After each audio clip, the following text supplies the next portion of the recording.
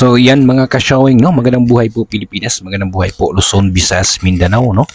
So for today's video ay mayroon po tayong papanoorin na video ito mga ka-showing, no?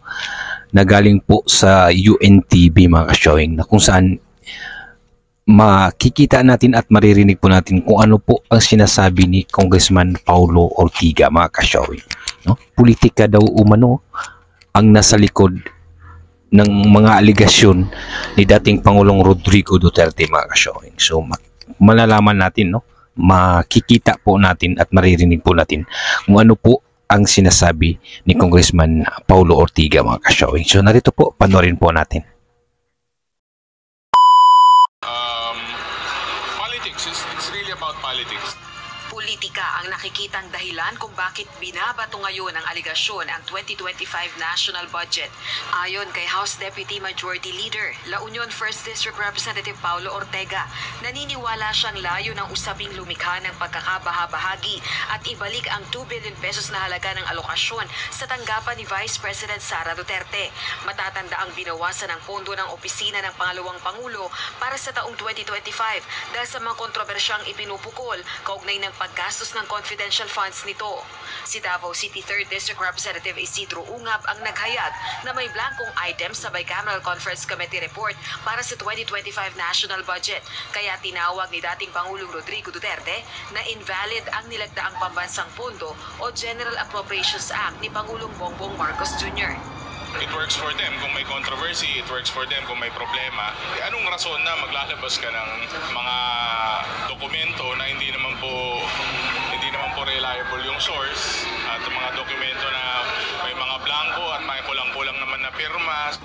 Gayunman, ayon kay Congressman Ortega, wala pa siyang kopya ng ratified BICAM report. Hindi rin miyembro ng BICAM ang mambabatas.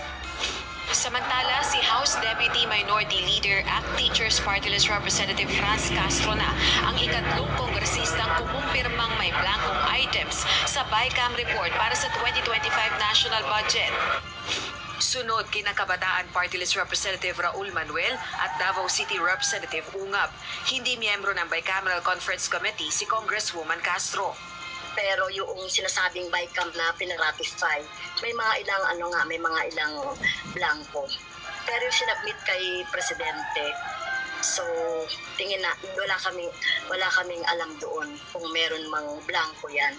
So I hope na reconcile, kasi hindi pwedeng may blanco yan na ibibigay sa Presidente.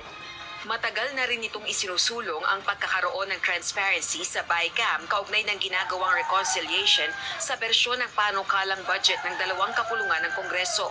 Balak na ng kampo ni Davao City Congressman Ungab na questionin sa Korte Suprema ang nilagdaang 2025 national budget dahil sa hindi umano pagdaan sa tamang proseso. Tanong nito, sino ang nagpuno sa blankong probisyon sa BICAM report na niratipikahan ng dalawang kapulungan ng Kongreso? Let those interested people file the necessary petition or action in the Supreme Court. Tayo naman ay napakataas ng tiwala sa ating hudikatura. I believe that they will resolve it strictly in compliance with our existing rules and laws. Rosa Licoz, UNTV News and Rescue. Diyos ang aming sandigan.